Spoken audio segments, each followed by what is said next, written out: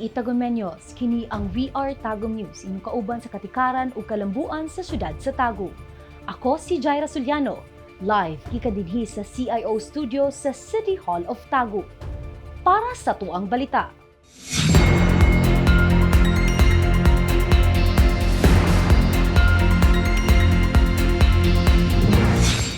Panginabuhian gamit ang dahon gitudlo sa Kwambugan PWD Association. Unom kabatan-ong Tagumeño, bida sa Davnor Skills Challenge. Tagum City nagpanday og local public transport plan alang sa tuig 2026 to 2030. 159 ka informal settlers nagpahiluna sa Tagum Train Village. Og ready to lay egg production project gi-turn over sa New Balamban Tagum City SLP Association.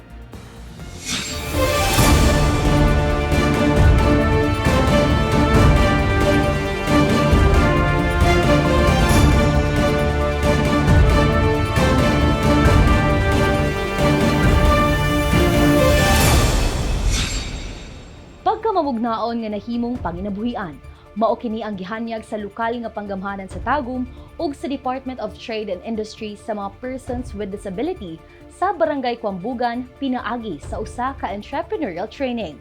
Ania si Shaila Iyo para sa report.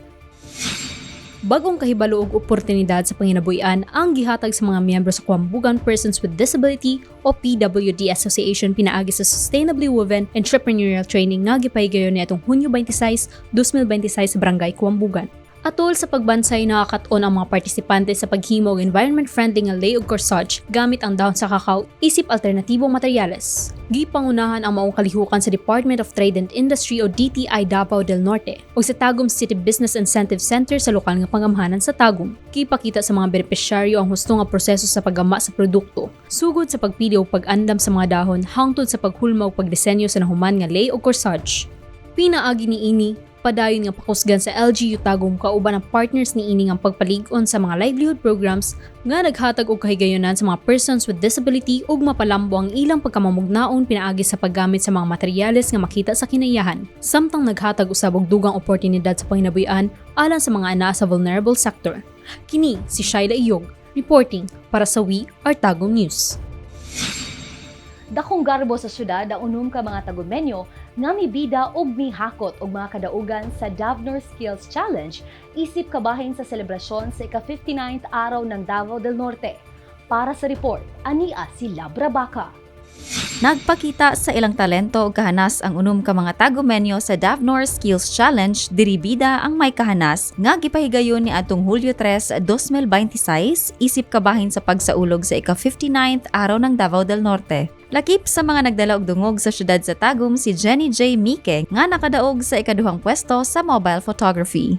Sa Flair Tending and Mixology nakabot nila Harold Bayon ug Paul Justin Baroza ang ikaduhang pwesto, samtang si Alexa Claire G. Bernabe ug Andre Bukela nakakuha sa ikatulong pwesto uban ang ilang coach nga si Christian E.G. J. De Palubos. Samtang si Andrea Eve M. De Borasab ang mipasigarbo sa syudad pinaagi sa pag-angpon sa ikatulong pwesto sa digital poster making. Ang maong kadaugan nagpakita sa talagsaong talento, pagkamamugnaon ug dedikasyon sa mga Tagumeño sa nagkalain-laing kompetisyon. Kini nagpamatuod nga ang talento ug kahanas sa mga Tagumeño padayon nga nagdanag sa nagkalain-laing kompetisyon ug nagdala og garbo sa syudad sa Tagum. Kini si Labra Baca, reporting para sa We Are Tagum News. Alang sa mas epesyente ug organisadong sistema sa pampublikong transportasyon, nagpahigayon og public hearing ang lokal nga panggamhanan sa Tagum aron mapanday ang Local Public Transport Plan sa tuig 2026 hangtod 2030. Ania si Fatima Avelino para sa report. Tibong gisalmutan sa mga driver, operator ug mga stakeholders sa sektor sa transportasyon ang public hearing alang sa gipanday nga Tagum City Local Public Transport Plan 2026 to 2030 nga gipahigayon ni atong Hulyo 7, 2026 sa Tagum Trade and Cultural Center. Atol sa public hearing, gipresenta sa mga opisyal ang proposed transport route plan sa syudad. Samtang gipaminaw usab ang mga opinyon ug rekomendasyon gikan sa mga nagkalain-laing grupo sa transportasyon. Gipangunahan ang maong kalihukan ni Councilor Agripino G. Coquilla, Chairperson sa Committee on Public Works, Facilities and Utilities. Kauban sila Vice Mayor Attorney Eva Lorraine Estabilio ug mga miyembro sa sangguniang panglungsod nga sila Councilors Arthur Ong, Rex Jasper Aala, Kathy Elliot ug Edmar Quacan. Uban sa mga representante sa mga ahensya sa gobyerno ug transport groups. Tumong sa maong konsultasyon nga maapil ang mga driver ug operator sa pagplano sa mga pulisiya ug programa nga makatubag sa ilang mga panginahanglan ug makapalambo sa sistema sa pampublikong transportasyon sa syudad sa Tagum. Ug magdala usab kini og mas luwas, epesyente ug organisadong pampublikong transportasyon alang sa tanang Tagumenyo. Matud sa mga opisyal, ang partisipasyon sa mga stakeholder mahinungdanon aron masiguro nga ang Local Public Transport Plan alang sa 2026 hangtod 2030 mahimong epektibo, inklusibo ug musubay sa kasamtangang panginahanglan sa mga Tagumenyo. Kini si Fatima Avelino reporting para sa We Are Tagum News. Usa ka bag-ong sinugdanan alang sa 159 ka mga pamilya. Formal na gi-turn over ang mga housing units sa Tagum Train Village ngadto sa mga informal settlers nga naapektuhan sa Mindanao Railway Project. Para sa dugang detalye, ania si Ted Cabana. Formal nang nakadawat og bag-ong panimalay ang 159 ka mga informal settlers nga napiktuhan sa Mindanao Railway Project Tagum Segment human sa turnover og awarding ceremony nga gipahigayon sa Tagum Train Village sa Purok Kalubiran, Barangay Mankilam kaniadtong Hulyo 7, 2026. Gipangunahan nila Department of Transportation Assistant Secretary IC Calagwas og ni Mayor Ritioy ang paghatag sa house and lot units ngadto sa mga benepisyaryo isip kabahin sa relocation program alang sa mga pamilya nga napiktuhan sa lusudnong infrastruktura nga proyekto. Ay inaward po natin ng certificate sa mga beneficiaries na pamilya na tatamaan ng Mindanao Rail Project. 159 families po ang makikinabang sa proyekto na ito. At ito po ay naging posible dahil sa tulong, suporta at pagmamahal ng ni Mayor Ray Uy at ng buong local government ng Tagum. Hindi po magagawa ito ng Department of Transportation kung hindi po sa solidong partnership kasama po ang buong lokal na pamahalaan.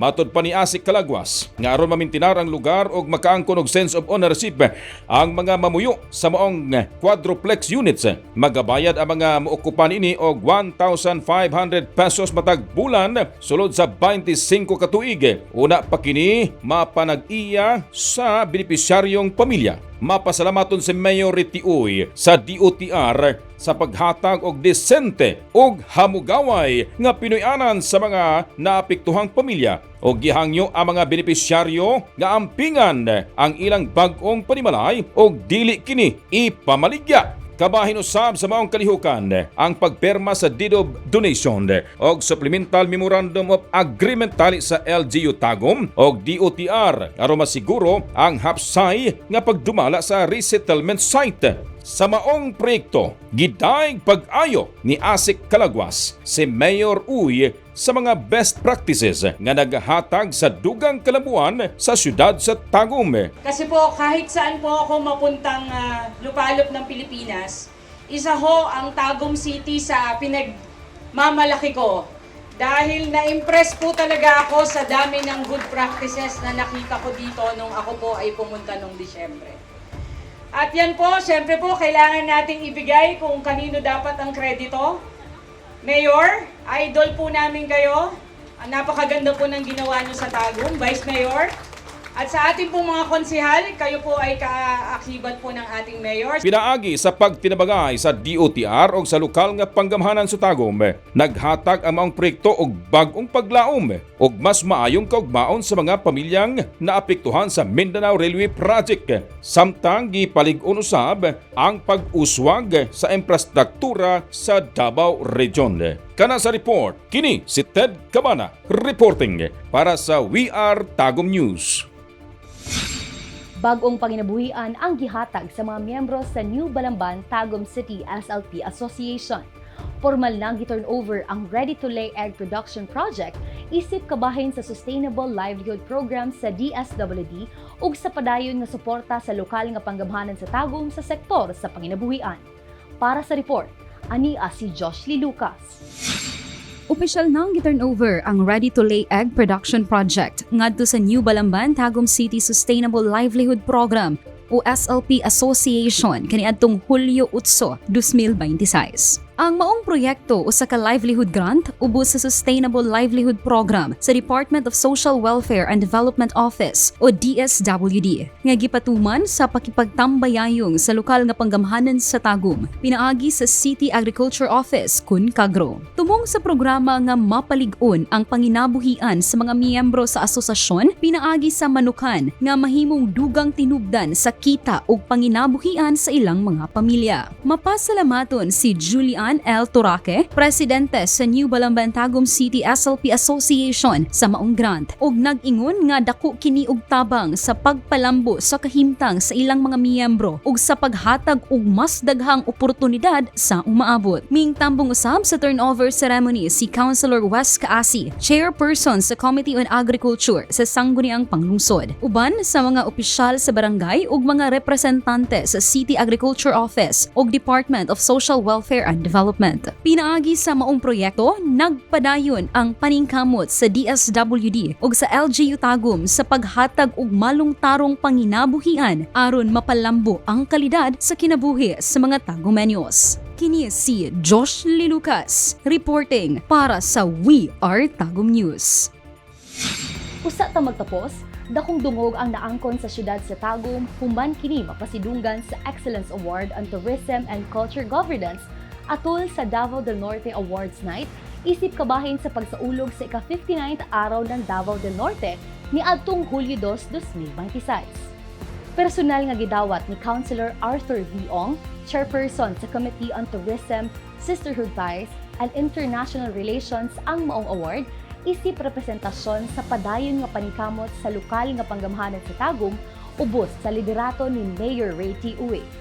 Ang maong pag-ila nagpamatuod sa malampusong mga programa o inisyatiba sa syudad sa pagpalambo sa turismo, kultura o pagpreserbar sa lokal nga kabilin.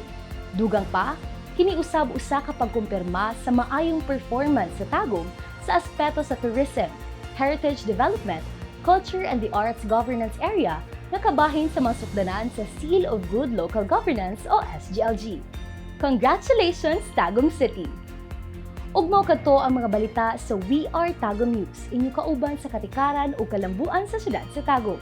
Para sa dugang detalye ug updates, bisitahog i-follow at opisyal na Facebook page ang City Government of Tagum.